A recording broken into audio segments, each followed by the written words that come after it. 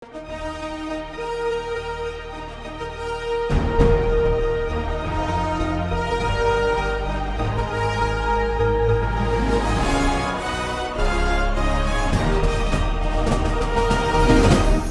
பார்த்து கொண்டிருப்பது உங்கள் ஜாஷுவா டிவி. சகல ஜனங்களுக்கும் நற்செய்தி.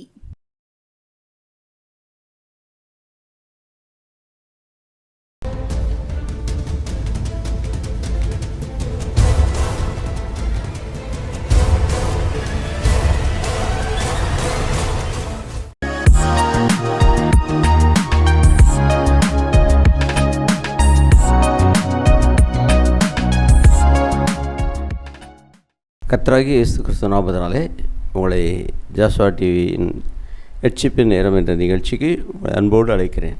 அல்லேலூயா. இந்த நாளில் கூட தேவனுடைய ஆலோசனை என்ற தலைப்பில் ஒரு சில குறிப்புகளை நாம் பார்க்க விரும்புகிறோம்.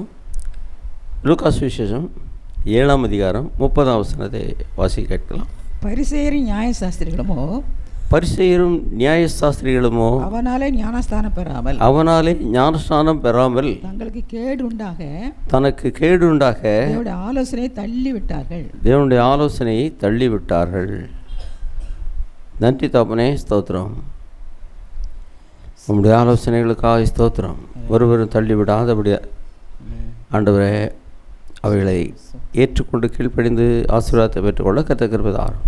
எங்களோடு பேசும் பலப்படுத்தும். இயேசு நாமத்தில் பிதாவே. தேவனுடைய ஆலோசனை. யோவான் ஸ்நானகன் ஞானஸ்நானம் கொடுக்கிற போது அங்கே ஜனங்கள் எல்லோரும் அவனிடத்தில் வந்து தங்களுடைய பாவங்களை அறிக்கை செய்து ஞானஸ்நானம் பெற்று தேவன் நீதிபரர் என்று அறிக்கையிட்டார்கள். ஆனால் வேதபாரகரும் நியாயசாஸ்திரிகளும் என்றால் தங்களுக்கு கேடுண்டாக தேவனுடைய ஆலோசனையை தள்ளிவிட்டார்கள் என்று எழுதியிருக்கிறது. அதாவது ஆலோசனைக்காரர் அநேகரால் காரிய சித்தியாகும். ஆலோசனை ரொம்ப முக்கியமானது. எந்த காரியமாக இருந்தாலும் ஆலோசனை செய்து அந்த காரியத்தை செய்ய வேண்டியது அவசியமாக இருக்கிறது. அப்படி இருக்க மனுஷருடைய ஆலோசனையை தள்ளிவிட்டவர்களுக்கே அது பெரிய தீமையும் நஷ்டத்தையும் உண்டாகி இருக்கும் என்றால் தேவனுடைய ஆலோசனை தள்ளிவிட்டார் அது மிகவும் நல்லதில்லை. சரி, இருப்பினும் வேதத்திலிருந்து ஆலோசனை தள்ளிவிட்ட மனுஷரை பற்றி ஒரு சில குறிப்புகளை பார்க்கலாம். அது 2 நாளாகமும் 10ஆம் அதிகாரம் முதல் 4-5 வசனங்களை வாசிப்போம். ரெகொபெயாமை ராஜாவாக்கும்படி இஸ்ரவேலர் எல்லாரும் சீகேமுக்கு வந்திருந்தபடியால் அவரும் சீகேமுக்கு போனான். ராஜாவாகிய சாலமோனை விட்டு ஓடி போய் எகிப்திலிருந்து நேபோத்தியன் குமாரனாகிய யெரொபெயாம் அதை கேட்டபோது அவன் எகிப்திலிருந்து திரும்பி வந்தான். ஆள் அனுப்பி அவனை அழைப்பித்தார்கள். பின்பு யெரொபெயாமும் இஸ்ரவேல் அனைத்துமாக வந்து ரெகொபெயாமை நோக்கி, உம்முடைய தகப்பன் பாரமான நுகத்தை எங்கள் மேல் வைத்தார். இப்போதும் நீர் உம்முடைய தகப்பன் சுமத்தின கடினமான வேலையையும் அவர் எங்கள் மேல் வைத்த பாரமான நுகத்தையும் லகுவாக்கும். அப்பொழுது உம்மை சேவிப்போம் என்றார்கள். அதற்கு அவன், நீங்கள் 3 நாளைக்கு பிற்பாடு திரும்ப இடத்தில் வாருங்கள் என்றான். அப்படியே ஜனங்கள் போயிருந்தார்கள். இப்போ இந்த சாலமோன் சமஸ்த இஸ்ரவேலையும் 12 கோத்திரங்களையும் ஆண்டு கொண்டு வந்தான். ஆனால் அவனுக்கு தேவன் ஞானம் கொடுத்தார், ஐஸ்வர்யம் கொடுத்தார், எல்லாம் கொடுத்திருந்தார். ஆனால் அவனிடத்தில் நீ உன் தாவீதை போல், உன் தகப்பனாகிய தாவீதை போல என் கற்பனைகளையும் பிரமாணங்களையும் கை கொண்டு நடந்தால் உன் சந்ததி ஆசீர்வதிக்கப்பட்டிருக்கும் என்றெல்லாம் சொல்லி நல்ல வாக்குத்தத்தங்களை கொடுத்திருந்தார். சாலமோனை போல அதற்கு முன்னும் அதற்கு பின்னும் இருந்ததில்லை என்று சொல்லத்தக்கதாக அனைத்து ஆசீர்வாதங்களையும் அனைத்து ஞானத்தையும் கூட தேவன் அவனுக்கு கொடுத்திருந்தார். ஆனால் அவனுடைய வாழ்க்கையை பார்ப்போமானால் அவனுக்கு அத்தனையும் கொடுத்து ஆண்டவரை சில நாட்களுக்குள்ளே மறந்து போனான். முதலாவது தேவன் ஆலயத்தை கட்டி ஜெபம் பண்ணின போது வேதத்தில் எலியா தீர்க்கதரிசி ஜெபம் பண்ண போது வானத்திலிருந்து அக்கினி புறப்பட்டு வந்தது. அதே போல் சாலமோன் ஆலயத்தை கட்டி பிரேசிடம் பண்ணபோது, அவன் ஜெபம் பண்ணபோது அக்னி வந்து பலிபீடத்தை பட்சித்தது, கர்த்தருடைய மகிமை ஆலயத்தில் இறங்கினது. இவ்வளவான பெரிய காரியங்கள்லாம் நடந்தது, உண்மைதான். அதற்கு பின் நாட்களிலே சாலமோன் வாழ்க்கை கொஞ்சம் வித்தியாசமாய் போயிற்று. ஆண்டவர் சொல்லியிருந்தார், ராஜாக்களுக்கெல்லாம் சொல்லியிருந்தார்.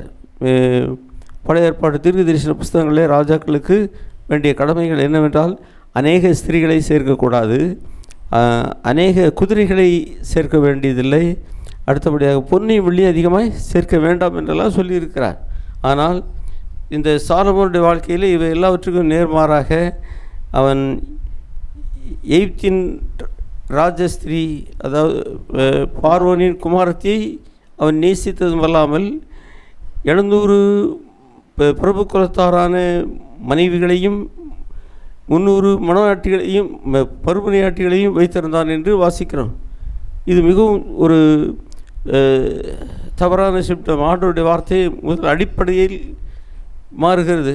அதாவது அது தேவ கட்டளை மீறி வேசித்தனத்துக்கு ஒப்பான காரியமாகவும், அது மாத்திரமல்ல, அந்த மனைவிகளின் பேச்சை கேட்டு அவர்கள் கேட்டபடியெல்லாம் அவர்களுக்காக கோவில்களை கட்டவும் ஆரம்பித்தான். தேவாலயத்தை கட்டினான், நல்ல காரியம்.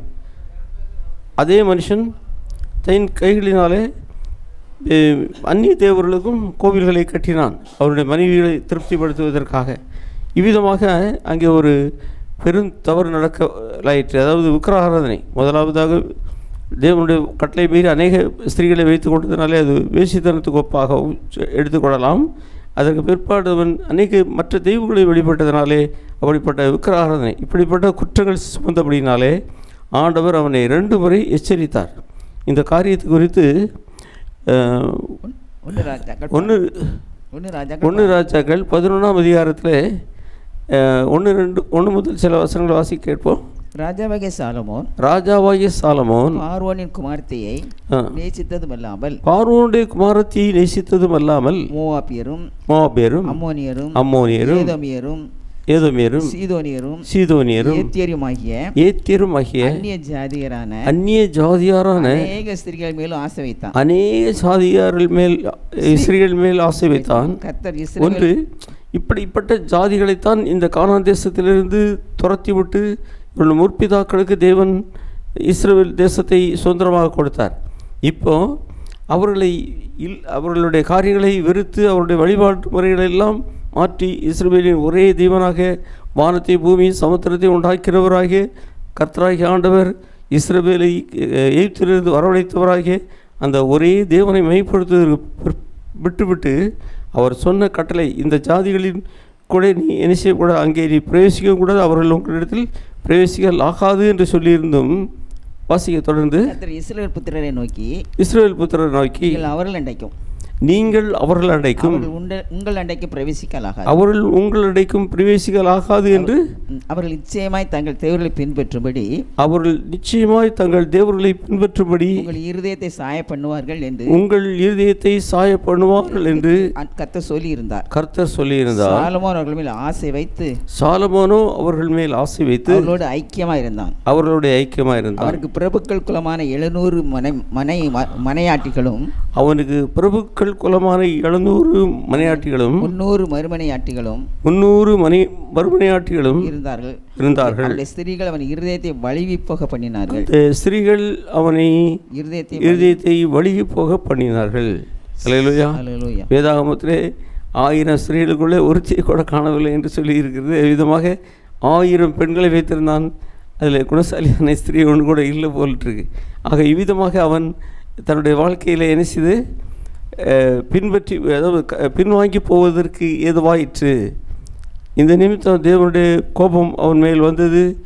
அவர் சொன்னார், அடுத்து 9 ஆகையால் இஸ்ரவேல் தேவனாய் கர்த்தர் சாலமோனுக்கு 2 விசை தரிசனமாகி 9ஆம் வசனத்தில் சொல்லப்பட்டிருக்கிறது. ஆகையால் தேவனாய் கர்த்தர் 2 விசை அவனுக்கு தரிசனமாகி அந்நிய தேவர்களை பின்பற்ற வேண்டாம் கட்டளை இட்டிருந்தும் அவன் கர்த்தரை விட்டு தன் இருதயத்தை திருப்பி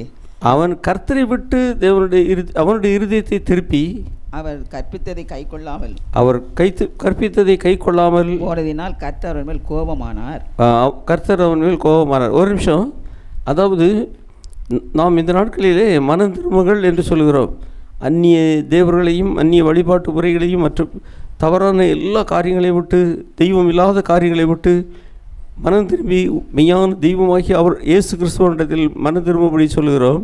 ஆனால் அங்கு நடந்தது என்ன? சாலமோனோ தேவனை விட்டு மனம் திரும்பி அந்நிய தேவனிடத்திற்கு திரும்பி விட்டான். பசங்க தொடர்ந்து. ஆகையால் கர்த்தர் சாலமோனை நோக்கி, தேவன் சாலமோனை நோக்கி, நான் உனக்கு கட்டளையிட்ட உடன்படிக்கையையும் என் கட்டளைகளையும், நான் உனக்கு கட்டளையிட்ட கட்டளைகளையும் உடன்படிக்கைகளையும் என் கட்டளைகளையும் கைக்கொள்ளாமல் போய் இந்த காரியத்தை செய்தபடியினால், இந்த காரியத்தை நீ செய்தபடியினால் ராஜ்யபாரத்தை உன்னிடத்திலிருந்து பிடுங்கி அதை உன் ஊழியக்காரனுக்கு கொடுப்பேன் என்று தீர்மானித்து விட்டார். அல்லேலூயா. எவ்வளோ பரிதாபம் பாருங்கள். இது தாவீது கொஞ்சம் பாடுகள் இல்லை, அத்தனை பாடுகள் உபத்திரவங்கள். தாவீதையும் ஒரு உபத்திரவத்தை நினைத்தருளும் என்று சொல்லத்தக்கதாக அத்தனை உபத்திரவங்களை பட்டு இந்த சிங்காசனத்தில் அரியணையில் ஏறினான். ஆனால் சாலமோனோ மிகவும் சுலபமாக அந்த சிங்காசனத்தில் அவன் தாவீதால் கடைசி நாட்களில் ஏற்றி வைக்கப்பட்டான். அவன் அந்த அதாவது சீக்கிரத்தில் கிடைத்த ஆசீர்வாதம் அவ்வளவு ஆசீர்வாதம் பெறாது என்று சொல்கிறது போல சுலபமாய் ஒரு வேதனை, போராட்டம், கஷ்டங்கள் எதுவும் இல்லாமல் ரொம்ப சுலபமாக அவனுக்கு அந்த சமஸ்த இஸ்ரவேலை ஆளுகை கிடைத்தது. அவனுக்கு தேவையான எல்லாம் இருந்தது. ஆனால் இவை எல்லாவற்றையும் கொடுத்த தேவனை என்ன செய்துட்டான்? மறந்து விட்டான். அவருடைய கற்பனைகளையும் கட்டளைகளையும் மறந்து மனம் போல் வாழ்ந்து அவன் ரொம்ப ஞானம் இருந்தபடினாலே நீதிமொழிகள், பிரசங்கி, உன்னத பாட்டு எல்லாவற்றையும் எழுதியிருக்கிறான். ஆனாலும் அவனுடைய வாழ்க்கை அநேகருக்கு ஆலோசனை சொன்னான். ஆனால் அது சொல்லுவாங்க, அதாவது முட்டிட்டு குனியும் போது தான் ஞானம் வரும், இதில் முட்டக்கூடாதுன்ட்டு அப்படின்ற மாதிரி. கடைசியாக ஞானம் வந்துச்சா வரலையான்னு தெரியாது. சாலமோன் என்ன செய்தான்? அவ்வளவு காரியத்தையும் ஈஸியாக கெடுத்து விட்டான் பாருங்கள். அதனாலே ஆனால் ஆண்டவர் சொன்னார், இந்த ராஜ்யத்தை உன் கையிலிருந்து பறிப்பேன், ஆனாலும் தோழனுக்கு கொடுப்பேன். ஆனால் உன் காலத்தில் அது செய்யப்படுகிறதுல, உன் பிள்ளைகளின் காலத்தில் அது செய்யப்படும் என்று சொன்னார். அதன்படியே சாலமோன் மரித்து போனான் என்று தெரிந்தவுடனே அவனுக்கு எதிரி எழுப்பியிருந்தார். அவன் பெயர் யெரொபெயாம். யெரொபெயாம் இவன் இருக்கும்போதே எதிரியாகிவிட்டான். அதனால் சாலமோன் கொன்று விடுவான் என்று பயந்து எகிப்துக்கு போய்விட்டு இவன் இறந்து விட்டான் என்று தெரிந்தவுடனே திரும்ப இஸ்ரவேல் தேசத்துக்கு வந்து விட்டான். இப்போ சாலமோன் இறந்தவுடனே சாலமோனின் குமாரனாகிய ரெகபெயாம், ரெண்டு பேருக்கும் கொஞ்சம் வித்தியாசம் உண்டு, கவனிக்கணும். சாலமோனின் குமாரன் பேர் ரெகபெயாம், இவனுக்கு எதிராக இருக்கிறவன் பேர் யெரொபெயாம். இந்த ரெகபெயாமை ராஜாவாக்க ஜனங்கள் எல்லாம் கூடி வந்திருக்கிறார்கள். இந்த நேரத்தில் யெரொபெயாமும் இஸ்ரவேல் ஜனங்களோடு வந்து நிற்கிறான். இப்போது அவங்கெல்லாம் கேட்குறாங்க, அது இதை வாசிமா அடுத்த வசனம். ஆள் அனுப்பி அவன் அழைப்பித்தார்கள். உங்களுடைய தகப்பன் பாரமான நுகத்தை எங்கள் மேல் வைத்தார். இப்போது நீர் உங்களுடைய தகப்பன் சுமைத்த கடினமான வேலையையும் அவர் எங்கள் மேல் வைத்த பாரமான நுகத்தையும் லகுவாக்கும், உண்மை சேவிப்போம் என்றார்கள். அதற்கு அவன், ஒரு நிமிஷம், உம்முடைய தகப்பன் எங்கள் மேலே பாரமான நுகத்தையும் கடினமான சுமையை சுமத்தி இருந்தார். ஆகவே வரி சுமைகள் அதிகம், வேலை வாங்குதல் அதிகம். ஏன் இவ்வளவு ஆயிடுச்சுன்னு கேட்டிங்கன்னா, அவனுக்கு அதாவது உலகத்தில் சொன்னாங்க 1க்கு 2 உத்தரவுக்கு 3ன்னு. ஒரு பஞ்சாயத்துக்கு 2 பஞ்சாயத்து கட்டினேன் உத்தரப்படும், அதுக்கு மேலே 3 ஆச்சுன்னா என்னாச்சு கதி? அவ்வளோதான். ஒரு பஞ்சாயத்துக்காரனுக்கு உரியில் சோறு, 2 பஞ்சாயத்துக்காரனுக்கு இடையில கயிறு, 2 பேர் தற்கொலை பண்ணி சாவாங்க, 2 பேர் கை விட்டுருவாங்க. இப்படி இருக்க இவனுக்கு ஒன்றும் இல்லை, 1000 மனைவிகள் என்று சொன்னால் 1000 மனைவிகளுக்கும் அரண்மனை கட்டி கொடுக்க வேண்டும். அவர்களை ராஜதேசரிகளைப் போல் அவர்களை பாதுகாக்க வேண்டும். ஒரு தேவாலயத்தை கட்டினவன் அத்தனை பெண்களுக்கும் கோயில்களை கட்டி கொடுக்க வேண்டும். இதற்கெல்லாம் பணம் எங்கேருந்து வரும்? ஜனங்களிடத்தில் வரி மேல் வரி சுமையை சுமத்தினான். இன்றைய நாட்களிலே சில நாடுகளிலே, நம்ம நாட்டில் எப்படின்னு சொல்ல தெரியல, வரி சுமைகளை அதிகமாக சுமத்தி நிர்வாகம் பண்ணுகிறவர்கள் சுகபோகமாய் வாழ்கிறதை பார்க்கிறோம். இதுபோல தான் சாலமோனுக்கு பணம் ஜனங்கள் மேல் அதிக வரி சுமையை சுமத்தினான். இது நிமித்தம் மக்கள் பாதிக்கப்பட்டவர்கள் இப்பொழுது ராஜாவிடத்தில் வந்து கேட்கிறார்கள், கொஞ்சம் வரி சுமையை குறைக்க வேண்டும், உங்கள் அப்பா காலத்தில் ரொம்ப வரி ஆயிற்று, நீர் கொஞ்சம் வரி சுமையை குறைத்தால் நல்லது என்று சொல்கிறார்கள். அப்போது என்ன சொல்கிறதுன்னு தெரியல. அவன் சொன்னான், நீங்கள் 3 நாளைக்கு பின்னால் வாங்க, நான் ஆலோசனை பண்ணி சொல்கிறேன்னா. ஒரு சம்பவம் எனக்கு ஞாபகம் வருது. ஒரு ராஜா வந்து கொஞ்சம் கொடுமையாக நிர்வாகம் பண்ணார். அதை பார்த்துட்டு இந்த மக்கள்லாம் ராஜா இருந்த பிற்பாடு ராஜா குமாரனிடத்தில் வந்து கேட்டாங்க, ராஜாவே நீர் எங்களுக்கு கொஞ்சம் ராஜாவே நீர் எங்களுக்கு என்ன சட்டம் வைக்கிறீர், உங்கள் அப்பா எங்களுக்கு கஷ்டமாக இது பண்ணார். அவர் ராஜா சொல்லிட்டு போனார், என் மகனே நான் கொஞ்சம் மக்களை கடுமையாக நடத்திட்டேன், என் மேலே மக்கள் எனக்கு கெட்ட பேர் இருக்கு என் பேர், ஆனால் நீ எனக்கு நல்ல பேர் உண்டாக்கி கொடுக்கணும்னு சொல்லிவிட்டு இறந்துட்டார். சரிப்பா நான் பார்த்துக்கிறதேன்ட்டான். அவருடைய தாப்பனார் ஒரு மூட்டை நெல்லை கொடுத்து ஒரு மூட்டை அரிசி கேட்பார் எல்லா ஜனங்களுக்கும். அப்போ அது கஷ்டம் அவங்களுக்கு, அரை மூட்டை உமி போயிருமே, அதனால் கொடுத்து தான் ஆகணும் ராஜாவுக்கு.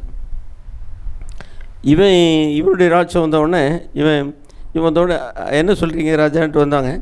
அவன் சொன்னான், எங்கள் அப்பா அவனுக்கு ஒரு மூட்டை நெல் தந்துட்டு அரை மூட்டை அரிசி கேட்டார், நான் ஒரு மூட்டை உமி தருவேன், எனக்கு ஒரு மூட்டை அரிசி தரணும்னா. ஆடா பாவி, என் அப்பா கூட பரவாயில்லையே, அந்த ஆடு மனுஷன் நல்ல மனுஷன் அப்படின்னு சொன்னாங்க இவங்க. இப்போ இவன் தப்புக்கு நல்ல பேரை உண்டாக்கிட்டான். இப்போ இந்த சாலமோன் மகன் ரெகொபெயாம் இப்படி தான் செய்கிறான்.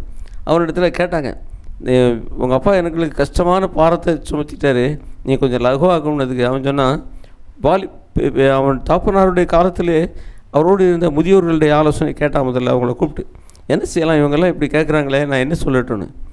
அவங்க பார்த்தாங்க, ஆமாம் உண்மைதான், உங்கள் அப்பா பாரம் அதிகம் சுமத்திட்டார், அவருக்கு அதிகம் பொஞ்சாதி மாதிரி இதெல்லாம் நிர்வாகம் பண்ணதுக்கு அதிகம் பணம் தேவைப்பட்டுச்சு, அவருடைய சுகபோகமான வாழ்க்கைக்காக மக்கள் மேலே இப்படி வரி சுமத்திட்டார், நீங்கள் வரி கொஞ்சம் குறைக்கணும். நாங்கள் அவன் அந்த முதியோருடைய ஆலோசனையை தள்ளிவிட்டான். முதியோருடைய ஆலோசனையை தள்ளிவிட்டான். மக்கள் கொஞ்சம் எங்களுக்கு வரி சுமையை குறைங்கன்னு சொன்னால் அதிகாரிகள் குறைக்கணும், அதுக்குள்ளே ஏற்பாடு பண்ணுறேன்னு சொல்லியிருக்கணும்.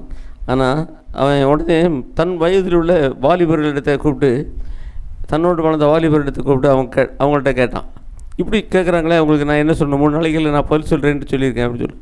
அவன் சொன்னான், நீ ராஜகுமாரன், நீ வச்சது தான் சட்டம், நீ இன்னும் நான் கொடுமையாக உங்களை வேலை வாங்குவேன்னு சொல்லு. அதிகமாக என் தகப்பனுடைய இடுப்பை பாருங்கள், என்னுடைய சுண்டு விரல் ரொம்ப பருமனாக இருக்கும். எப்படின்னா, என் தகப்பனார் உங்களை சவுக்குனால் அடித்து தண்டித்தார், நான் உங்களை தேள்களை விட்டு கொட்டை விட்டு என்ன செய்வேன், தேள்களினாலே உங்களை தண்டிப்பேன் என்று சொல்லும் என்றான். இவ்விதமாக காரியங்கள் அது பின்னால் அந்த வசனங்கள் வாசிக்க வாலிபருடைய ஆலோசனையை முனியோருடைய ஆலோசனையை தள்ளிவிட்டான். புதியோர் சொன்ன ஆலோசனையை அவன் தள்ளிவிட்டு தன்னோடு வளர்ந்தவர்களும் தன் சமூகத்தில் நின்றவருமாகிய வாலிபருடைய ஆலோசனை பண்ணி அவரை நோக்கி, உடைய தகப்பன் எங்கள் மேல் வைத்த நுகத்தை லகுவாக்கும் என்று என்னிடத்தில் சொன்ன இந்த ஜனங்களுக்கு மருவத்திற்கு கொடுக்க நீங்கள் என்ன ஆலோசனை சொல்கிறீர்கள் என்று கேட்டான். அதுக்கு பின்னால் 14 முதல் நினைக்கிறேன், வாலிபருடைய ஆலோசனைப்படியே அவரோடு பேசி, என் தகப்பன் உங்கள் நுகத்தை பாரமாக்கினார், நான் அதை அதிக பாரமாக்குவேன். என் தகப்பன் உங்களை சவுக்களினாலே தண்டித்தார், நான் உங்களை தேள்களினாலே தண்டிப்பேன் என்று சொன்னான். ராஜா தங்களுக்கு செவி கொடாமற் போனான். ராஜா தங்களுக்கு செவி கொடாமற் போனான் என்று கர்த்தர் சிலுவனாக அகியாவை கொண்டு நேபோத்தின் குமாரனாகிய யெரொபெயாமுக்கு சொன்ன தமது வார்த்தையை உறுதிப்படுத்தும்படி தேவனாலே இப்படி நடந்தது. ராஜா தங்களுக்கு செவிடாமல் இஸ்ரவேல் எல்லாரும் கண்டபோது ஜனங்கள் ராஜாவுக்கு மறுத்தராக, தாவீதோடு எங்களுக்கு பங்கேது, தாவீதோடு எங்களுக்கு பங்கேது, ஈசாயின் குமாரனுக்கு எங்களுக்கு சுதந்திரம் இல்லை, ஈசாயின் குமாரனோடு எங்களுக்கு சுதந்திரம் இல்லை, இஸ்ரவேலே உன் கூடாரங்களுக்கு போய்விடு, இஸ்ரவேலே உன் கூடாரங்களுக்கு போய்விடு, இப்போது தாவீதே உன் சொந்த வீட்டை பார்த்துக்கொள், இப்போதும் தாவீதே உன் சொந்த வீட்டை பார்த்துக்கொள் சொல்லி இஸ்ரவேல் எல்லாரும் தங்கள் கூடாரங்களுக்கு போய்விட்டார்கள். ராஜாவே, உமக்கும் எங்களுக்கும் என்ன, நீ ஒழுங்காக நிர்வாகம் பண்ணனா உங்கள் ஆட்சிக்கு உட்பட்டுருப்போம், இல்லாட்டி நாங்கள் விடுதலையோடு எங்களுக்கு வேறு ராஜாவை ஏற்படுத்தி கொள்ளணும்னு தீர்மானிச்சிட்டாங்க, போய்விட்டாங்க. ஆனாலும் யூதாவின் பட்டணங்களிலே குடியிருந்த இஸ்ரவேல் புத்திரர் மேல் ரெகோபெயாம் ராஜாவாக இருந்தான். பின்பு ராஜாவாகிய ரெகோபெயாம் பகுதி விசாரிப்புக்காரனாகி அதோராமை அனுப்பினான். இஸ்ரவேல் புத்திரர் அவனை கல்லெறிந்து கொன்றார்கள். அப்பொழுது ராஜாவாகிய ரெகோபெயாம் தீவிரமாய் ரதத்தின் மேல் ஏறி எருசலேமுக்கு ஓடி போனான். இந்நாள் வரைக்கும் இருக்கிறபடி இஸ்ரவேலர் தாவீதின் வம்சத்தை விட்டு கலகம் பண்ணி பிரிந்து போயிருக்கிறார்கள். இவ்விதமாக இஸ்ரவேல் 10 கோத்திரமும் போய்விட்டது. கடைசியாக ரெகொபெயாமுக்கு யூதா கோத்திரமும் பென்யமீன் பாதி கோத்திரமும் மிஞ்சியது. இவ்விதமாக அன்று முதல் இஸ்ரவேல் ராஜ்யம் உடைந்து போயிற்று. இதற்கு காரணம் அவன் தகப்பனாகிய சாலமோன் தேவனுடைய ஆலோசனையை தள்ளிவிட்டான். ரெகொபெயாமோ முதியோரின் ஆலோசனை தள்ளிவிட்டான். இன்றைய புதிய ஏற்பாட்டு கிறிஸ்தவர்களாகிய ஜனங்கள் என்ன செய்தார்கள் என்றால், அன்று யோவான் கொடுத்த ஞானஸ்தானத்தை பெறாதபடிக்கு தேவனுடைய ஆலோசனை தள்ளிவிட்டார்கள். ஏசாயா 9ஆம் அதிகாரம் 1ஆம் வசனம் சொல்லுகிறது, அவர் ஆலோசனை கர்த்தர். ஏசாயா 11ஆம் அதிகாரம் 2ஆம் வசனம் சொல்லுகிறது, ஆலோசனையின் ஆவியானவர். சங்கீதம் 32:8 சொல்லுகிறது, நான் உனக்கு போதித்து நீ நடக்க வேண்டிய வழி காட்டுவேன், உண்மையில் என் கண்ணை வைத்து உனக்கு ஆலோசனை சொல்லுவேன் என்று. புதிய ஏற்பாட்டிலே பவுல் இன்னுமாய் சொல்லுகிறான். அப்போஸ்தலர்கள் 20ஆம் அதிகாரம் 26ஆம் வசனம், தேவனுடைய ஆலோசனையில் ஒன்றையும் நான் மறைத்து வைக்காமல், தேவனுடைய ஆலோசனைகளில் ஒன்றையும் நான் மறைத்து வைக்காமல் எல்லாவற்றையும் உங்களுக்கு எல்லாவற்றையும் அறிவித்தபடினாலே எல்லாருடைய இரத்த பழிக்கும் நான் நீங்கி நான் சுத்தமாக இருக்கிறேன் என்பதற்கு தினம் சாட்சியாக வைக்கிறேன். ஆமாம், அருமையானவர்களே, வேத புத்தகத்திலே தேவனுடைய ஆலோசனைகள் எல்லாம் நமக்கு எழுதி தரப்பட்டிருக்கிறது. வேதத்தை நன்றாக வாசித்து தேவனுடைய ஆலோசனை கீழ்ப்படிந்து நாம் நடக்க வேண்டும். நமக்கு எந்த ஒரு காரியம் வேண்டுமானாலும் அதற்கு உலக மனிதர்களுடைய ஆலோசனையோ மற்றபடி சுய புத்தியின் சுயமாய் யோசிக்கிறபடி சுய யோசனையின்படியோ நடக்காமல் கர்த்தருடைய ஆலோசனையின்படி நடப்போமானால் கர்த்தர் நம்மை ஆசீர்வதிப்பார். இப்போது ஜெபிப்போம். எங்கள் அன்பின் ஆண்டவரே, பரலோக பிதாவே, இந்த வார்த்தையை கேட்ட ஒவ்வொரு தேவனுடைய பிள்ளைகளுக்கும் தேவரீர் ஆண்டவரே ஆலோசனை கர்த்தராக இருந்து உம்முடைய ஆலோசனையின்படி நடக்கும்படி ஆண்டவரே உம்முடைய ஆலோசனை கீழ்ப்படிந்து மூழ்கி இயேசு கிறிஸ்து நாமத்தினாலே ஞானஸ்நானம் பெற்று தேவ ஆலோசனை நிறைவேற்றுவர்களாய் காணப்பட உதவி செய்யும். பவுல் சொல்லுகிறார், தேவனுடைய ஆலோசனையை நான் உங்களுக்கு மறைக்காமல் எழுதி சொல்லியிருக்கிறேன் என்று. அவ்விதமான உங்களுடைய ஆலோசனைக்கு, வேதாகம ஆலோசனைக்கு கீழ்ப்படிந்து ஒவ்வொரு ஆசீர்வாதத்தை பெற்றுக்கொள்ள உதவி செய்யும். இயேசு கிறிஸ்து நாமத்தில் ஜெபிக்கிறோம் பிதாவே, ஆமென். God bless you. மீண்டும் அடுத்த வாரம் சந்திப்போம். கர்த்தர் ஆசீர்வதிப்பாராக.